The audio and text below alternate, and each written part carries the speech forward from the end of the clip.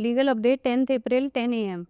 Hello and welcome to another episode of Legal Update. The topic of discussion is John Doe order passed by Bombay High Court. Why in news? Recently in the Unilever Global IP Limited and Others versus Ashok Kumar case, the Bombay High Court has issued an ex parte ad interim order in favor of Hindustan Unilever addressing the infringement of its trademark and copyrights related to Close-Up and Pepsodent toothpaste against unidentified individuals selling counterfeit products.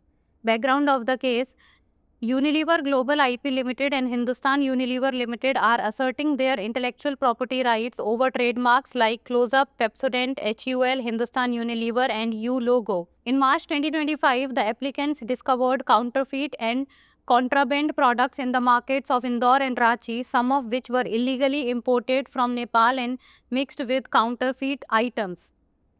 The trademarks Close-Up, launched in 1970, and Pepsodent, adopted in 1945, are well established with significant sales in India. The applicants sought urgent ex parte interim relief to stop the defendants from manufacturing and distributing infringing products, including the seizure of goods and appointment of a court receiver for inventory management. Court observation: the bench of Justice Manish Pitale found sufficient evidence that the impunged products were counterfeit and contraband, with the products being illegally imported and mixed with counterfeit items. The court stated that the balance of convenience favored Hindustan Unilever and it would suffer irreparable harm without interim relief. The court issued a John Day order restraining the unknown defendants from producing or selling the infringing products and appointed a court receiver and additional special receivers to manage the seizure and inventory. What is a John Day order? A John Day order is a legal order against unidentified parties, allowing plaintiffs to take action against unknown infringers, often used in cases involving anonymous individuals or widespread illegal activities. This order is commonly used when it is difficult to identify all parties responsible for infringement or unlawful activities, such as in cases of anonymous online actions or mass intellectual property violations. John Day orders are typically issued ex parte without notifying the defendants due to the urgency of the situation and are granted for a limited period, requiring periodic renewal. The plaintiff must actively implement the order and ensure compliance by taking necessary actions to enforce the court's directions. Case laws: Taj Television versus Rajan Mandal. The concept of John Day orders was first introduced in India in this case, where the Delhi High Court restrained unlicensed cable operators from illegally broadcasting the 2002 FIFA World Cup. The court found that the operators were infringing the plaintiff's broadcasting rights.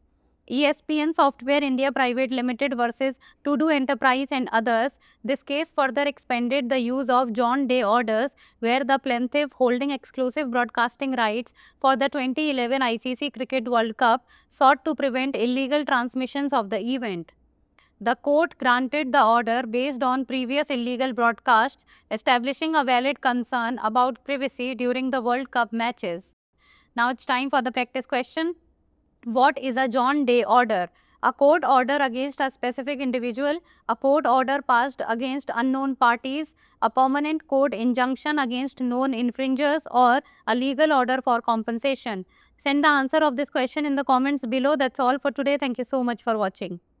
Bombay high court द्वारा John Doe आदेश पारित किया गया।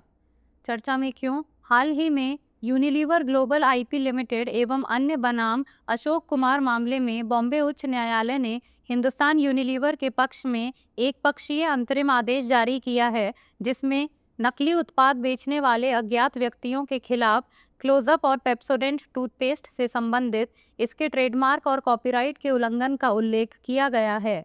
मामले की पृष्ठभूमि: Unilever global IP limited और Hindustan Unilever limited Closeup, Pepsodent, HUL, Hindustan Unilever और U logo जैसे ट्रेडमार्क पर अपने बौद्धिक संपदा अधिकारों का दावा कर रहे हैं। मार्च 2025 में आवेदकों को इंदौर और रांची के बाजारों में नकली और प्रतिबंधित उत्पाद मिले, जिसमें से कुछ नेपाल से अवैध रूप से आयात किए गए थे और नकली वस्तुओं के साथ मिलाए गए थे। क्लोजअप 1970 में लॉन्च और पेप्सोडेंट 1945 में अपनाया गया। ट्रेडमार्क भारत में अच्छी तरह से स्थापित है और इसकी बिक्री भी काफ़ी है। आवेदकों ने प्रतिवादियों को उल्लंघनकारी उत्पादों के विनिर्माण और वितरण से रोकने के लिए तत्काल एकपक्षीय अंतरिम राहत की मांग की, जिसमें माल की जब्ती और इन्वेंट्री प्रबंधन के लिए कोर्ट रिसीवर की नियुक्ति शामिल है। न्यायालय की टिप्पणी। न्यायमूर्ति मनीष पिटाले की पीठ को पर्याप्त साक्ष्य मिले कि आरोपित उत्पाद नकली और वर्जित थे और ये उत्पाद अवैध रूप से आयात किए गए थे तथा नकली वस्तुओं के साथ मिलाए गए थे। न्यायालय ने कहा कि सुविधा का संतुलन हिंदुस्तान यूनिलीवर के पक्ष में है, क्योंकि अंतरिम राहत के बिना उसे अपूरणीय क्षति होगी। न्यायालय ने जॉन डो आदेश जारी कर अज्ञात प्रतिवादियों को उल्लंघनकारी उत्पादों के उत्पादन या विक्रय पर रोक लगा दी तथा जब्ती और सूची का प्रबंधन करने के लिए न्यायालय रिसीवर और अतिरिक्त विशेष रिसीवर नियुक्त किए। जॉन डो ऑर्डर क्या है? जॉन डो आदेश अज्ञात पक्षों के विरुद्ध एक कानूनी आदेश है जो वादी को अज्ञात उल्लंघनकर्ताओं के विरुद्ध कार्यवाही करने की अनुमति देता है, जिसका प्रयोग अक्सर अज्ञात व्यक्तियों या व्यापक अवैध गतिविधियों से जुड़े मामलों में किया जाता है। इस आदेश का प्रयोग आमतौर पर तब किया जाता है जब उल्लंघन या गैरकानूनी गतिविधि के लिए जिम्मेदार सभी पक्षों की पहचान करना ठीक होता है, जैसे कि गुमनाम ऑनलाइन कार्रवाइयों या बड़े पैमानों पर बौद्धिक संपदा उल्लंघन के मामलों में। जॉन डो आदेश आमतौर पर स्थिति की तत्कालीनता के कारण एक पक्षीय प्रतिवादियों को सूचित किए बिना जारी किए जाते हैं तथा सीमित अवधि के लिए दिए जाते हैं, जिसके लिए समय समय पर नवीनीकरण की आवश्यकता होती है। वादी को आदेश का सक्रिय रूप से क्रियान्वयन करना चाहिए तथा अदालत के निर्देशों को लागू करने के लिए आवश्यक कार्यवाही करके अनुपालन सुनिश्चित करना चाहिए। संबंधित केस। ताज टेलीविजन बनाम राजन मंडल।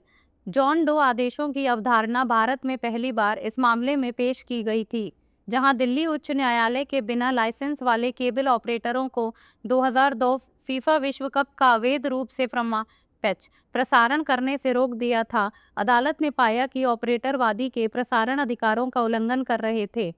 ESPN software India private limited बनाम टूडू एंटरप्राइजेस और अन्य। इस मामले ने जॉन डो आदेशों के उपयोग को और आगे बढ़ाया, जहां वादी, जिसने 2011 आईसीसी क्रिकेट विश्व कप के लिए विशेष प्रसारण अधिकार रखे थे, ने इस आयोजन के अवैध प्रसारण को रोकने की मांग की। न्यायालय ने पिछले अवैध प्रसारणों के आधार पर आदेश दिया, जिससे विश्व कप मैचों के दौरान पायरेसी के बारे में एक वैध चिंता स्थापित हुई। अब बारी है अभ्यास प्रश्न की। जॉन डो आदेश क्या है? किसी विशिष्ट व्यक्ति के विरुद्ध न्यायालय का आदेश, अज्ञात पक्षों के विरुद्ध न्यायालय का आदेश पारित, ज्ञात उल्लंघनकर्ताओं के विरुद्ध स्थायी न्यायालयी निषेधाज्ञा या मुआवजे के लिए कानूनी आदेश। आप इस प्रश्न का उत्तर कमेंट सेक्शन में दे सकते हैं। आज के लिए इतना ही, धन्यवाद।